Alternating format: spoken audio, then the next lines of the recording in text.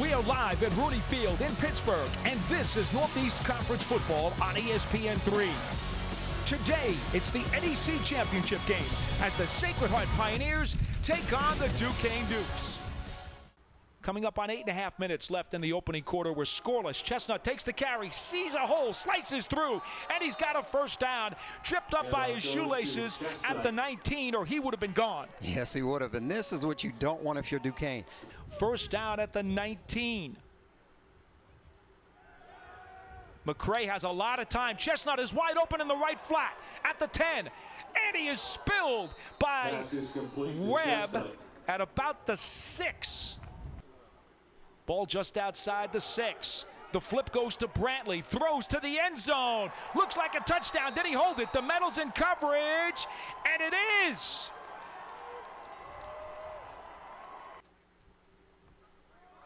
Takes the handoff, has a crease, cuts it back a little bit, and then is spilled at near the 10. Lucas remains in the backfield for Mishler. Takes the handoff. He's got a lot of room around the left side. Can he reach the goal line? And he is down inside the 1. 15 seconds left in the quarter. Owens checks into the backfield, directly up the middle, and it is a Duquesne touchdown. Duquesne. Tying the game at 6. And for Billy Lucas, his second rushing touchdown of the season. Call it 3rd down and 1. The give is to Chestnut. Met in the backfield, spun around, and thrown to the turf. A.J. Ackerman was the first one through. And this is a guy, by the way, who only started to play on the defensive line 2 games ago. And so the Pioneers take over on the missed attempt. First down from their own 20. It is Julius Chestnut trying to pick his way. He's got room down the sideline and then belted out of bounds into the Pioneers bench. And there's the late penalty flag. Double receivers to the right this time. Play action. McCray rolls. Fires wide open, and a diving catch by Nassim Brantley. If the ball had been thrown better, he would have been able to walk into the end zone. Call it 2nd and 2 at the 7. Looking end zone, getting pressured, eludes one man. On the roll, firing, Denota, touchdown! McCray using his feet to buy time, and the Pioneers grab a 12-7 lead. Wow. Back to throw. Time in the pocket, now eludes, fires over the middle, deflected pass is then completed. And running down the left side is Janu, inside the 40-yard line of the Pioneers. As he caught the rebound, he converts it into a first down. It's just how he drew it up. Henderson is wide to the left, and Isabella is in the slot. Hand off to Lucas, does a dance, comes out of the pile, cuts it back, cuts to the outside, eludes a tackler, and then is finally shouldered out of bounds by Outerbridge at the 8-yard line. The Pioneers will rush 4. Mishler back into the pocket, looking for Isabella in the right corner, and he holds it in for the touchdown. It goes for 11 yards, and Duquesne takes a 13-12 lead. Wow, perfect read, perfect execution. And then was able to make the catch. First down carry for Chestnut. Look at this. It looked like negative yardage. He broke out of the pack, cuts it to the left, and he's off to the races. Chestnut inside the 15 to the 10, and finally brought down by Agoro. He'll take the carry, looking for some room, spins, and is into the end zone for the touchdown. Malik Grant has given the Pioneers an 18-13 lead. With 7:57 left in the 3rd quarter. Spins, turns, fires, and they've got the 2-point conversion.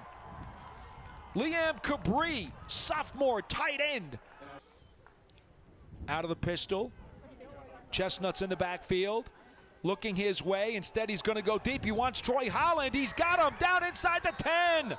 He beats safety Spencer DeMettle for the bomb. McCray on 2nd down and goal. Hits Chestnut, sees a hole, lowers his shoulder, and goes into the end zone for a touchdown. You're not going to stop Julius Chestnut once he gets his wheels turning. 26-13, Sacred Heart with a 2-score lead. Wow. Look at the power. He just bowls over Leandro DeBrito. Lucas in the backfield. High snap, Mishler. Plenty of time, loops it for Holder, jump ball, touchdown! Cyrus Holder. He scores from 12 yards out, and Duquesne has cut the score to 27-19. Marquez McCray out of the pistol on first down from his own 27. This is Julius Chestnut. Tries to turn the left corner. Look at him, break tackles. Now cuts back. He turns on the Jets across the 50 to the 40. Chestnut inside the 30. Cuts back again to the 25. And then is finally hogtied by A.J. Garcon. Holder to the top of your screen. Low snap. Mishler over the middle. He wants Henderson, and he's got him with a razor throw that sneaks right between two defenders. First down, Duquesne into Pioneers territory. Under 4.5 to play. Mishler off the shotgun snap. He just airmails one for Isabella, and he catches it for the touchdown. The defensive back fell down on the play. Frank Alfano slipped. And the Duquesne Dukes have drawn to within one, 27-26, with 4:18 on the clock. They'll spot it at the 41. Mishler on first down. Stepping up, gets hit from behind and sacked. Mishler. DeMetto on Brantley. McCray looking over the middle. He's got his man, Brantley, and he's into the end zone for a touchdown. He beats Spencer DeMetto, the all-NEC safety. And Sacred Heart has a 33-27 lead. Touchdown, Sacred. On 4th and 4. Mishler looks right, fires. Isabella with the diving catch and the first down. Isabella with the catch. Holder wide left again. Motion by Isabella. Sets up. Off the fake handoff. The pass is complete to Isabella. He's tracked down and then escapes a couple of tacklers before he is finally run out of bounds. Rasheem Giles, number 13, I think was the guy who finally ran him out. The young freshman reaching the end zone for the first time on the season. He's in motion again. This is Mishler trying to find a way through. Fumbles the football into the end zone, and it looks like Sacred Heart has recovered, and that is it. The Pioneers are the NEC champions. Quarterback Joe Mishler lost the handle on the quarterback keeper.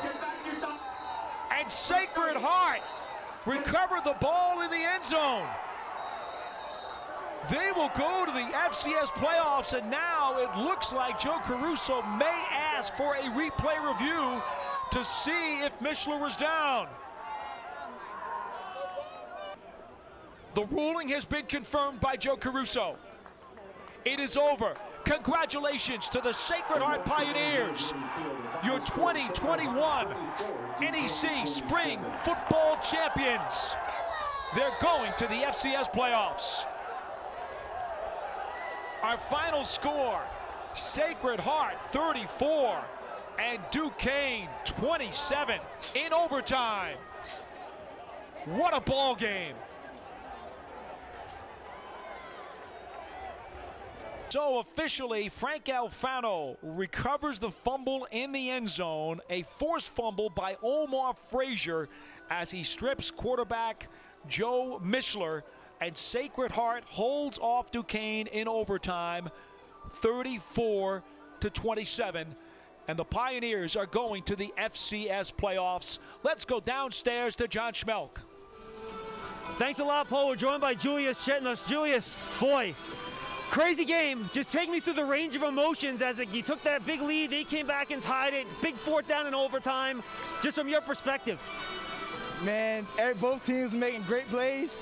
It was up at the beginning, but Duquesne fought back, and that shows how much of a great team they are, but it also shows how much a great team we are. To be able to hold them, got that fourth down in overtime with Nassim Brantley. Marquez made a great pass, and it was just crazy on the sideline. The swing of emotions, it was through the air. Well, take us through that big fourth down conversion in overtime. 4th and 14, you get the touchdown to get the score that eventually won the game. Coach knew from the beginning. throw the ball to the big guys. You know what I'm saying? So where the little kids don't play, so that's where it is. All right, finally, what does it say about your team that you're able to fight through what was probably the strangest season any group of college players have ever played in to get to this point to win the NEC title and go to the playoffs? I'm sorry, say that one more time. What does it say about your team that you're able to fight through a really unique season that no team's ever going to go through before, COVID, all that stuff, to get where you are today? It shows how much of effort the coaches put in to make sure we had a great chemistry. Together, we're a brotherhood over here at Sacred Heart, so that shows how much together we are and how much we fight, and we got each other's back. And finally, you're heading to the playoffs now. Emotions, your take? Never been, so it's going to be a crazy thing. Well, we're looking forward to seeing it, Julius. Thanks a lot. Thank you. All right, now we're going to be joined by head coach of Sacred Heart, and that is Mark Dofrey. Coach, say congrats to your guy.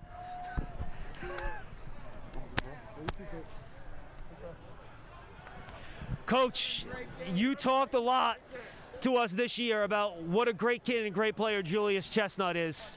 Can you just tell the fans what he means to you and your program? Well, if you knew him as a person on and off the field, and see how much he cares and how much his teammates respect the effort that he puts in, and just a great kid and a leader. But again, it goes to all those kids. I think when we asked them to make sacrifices when they came back January 25th, they did it. And they did what they needed to do to put themselves in position to play. And I couldn't be more proud of these kids and what they went through this year. And to be able to pull a win out like that at the end is tremendous to them. Coach, tell us about that play call in overtime. 4th and 14. You're just looking for the first down. You get the touchdown. Great throw, great route, great execution. I mean, you couldn't ask for a better throw from Marquez. And, again, Nassim made a huge play for us. And, again, it wasn't over at that point. Obviously, you still got to fight, and you still got to continue to finish the game. And we did defensively. And, again, it's all the credit goes to those guys over there, the kids. They're tremendous. You know, the games are emotional. You guys are up 14. They come back and tie it. That can sometimes bring a team down, but your team stuck with it. They made the big defensive stop at the end. What does that say about your guys? They're relentless, and we talked about it in the pregame today. You know, our team is made of blue-collar kids that care about each other. Their teamwork, they're relentless, and they don't stop fighting. And that's kind of how we built this program and how we're going to continue to build it. And I give the credit to my coaches for finding the right kids that fit the Sacred Heart mold. I have to ask you, because you're going to the playoffs now, and I can tell you're emotional, Coach. Why is this so emotional for you? Just seeing everything that we went through and how hard it was to get here, you know, with the COVID, and to see our kids compete and fight and scratch and claw. I mean, obviously, Duquesne was 4-0 going into it. It's the two best teams on the conference, and it's just an emotional game, and I'm just so happy for the kids. And you'd hate to have to talk to them in the locker room afterwards with a loss after they laid it all on the line like that. And again, it's rewarding for me to see how much they put into it and the reward that they get from winning this game.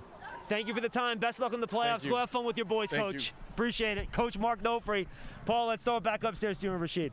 Thank you so much, John. And for Sacred Heart, this will be their third appearance in the FCS playoffs in 9 years. They were last there in 2014. And a week from today, the FCS selection show will be held at 11:30 on Sunday, April 18th on ESPNU. And the Pioneers get one of the 11 automatic bids. There'll be 5 at-large teams as well to compete in the FCS postseason. Rashid, what a way to end the first ever Northeast Conference spring season of football. This was truly incredible. Great game, a lot of emotion, a lot of swing going back and forth. Sacred Heart never fought, never lost their fight. Duquesne put out some great effort, but Sacred Heart came out in the end, made enough plays to get them to this point. One thing about Duquesne, a great program, a proud program. The fact that they came back from 2 touchdowns down in the fourth quarter to send it into overtime just tells you about the kind of character that they have as well in that locker room, even though their season has come to an end at 4-1. Yeah, they didn't make it this far by coincidence. They have the genetic makeup to work hard, to continue to fight, to continue to push. But again, just today, Sacred Heart was the better team. Final numbers, you saw the graphic, Julius Chestnut, the third-team All-American from last year, and the nation's leading rusher coming into this one at over 180 yards rushing per game. 25 carries for 173 and a touchdown today. Just an incredible performance once again, although he actually was a couple of yards under his season average. McCray was 15 of 23 for 2 touchdowns. He was sacked 3 times. But threading the needle to Brantley on the touchdown pass in overtime on 4th down was truly remarkable. I'm glad you brought that up because everything happened so quick. I looked across the line of scrimmage. I saw, from a quarterback's perspective, which matchup did I like better. That number 3 in the slot, Brantley on the middle, stood out to me. He had that seam route. Marquez McCray was able to just calmly deliver the throw, accurate, and he made a big play. It went for 29 yards, and that was the deciding score. And then finally, again, Sacred Heart on defense. Omar Frazier with the forced fumble on quarterback Joe Mishler inside the 5. Frank Alfano with the recovery in the end zone. And the Pioneers are going to the FCS playoffs. For Rasheed Marshall and John Schmelt, our producer-director Jared Fieldsen, I'm Paul Dottino, saying so long from Pittsburgh at the NEC Championship game, where our final score in overtime is Sacred Heart 34 and Duquesne 27. All games airing on the ESPN networks are streaming live and archived on the ESPN app. This has been a presentation of ESPN. Thanks for another great season, everybody.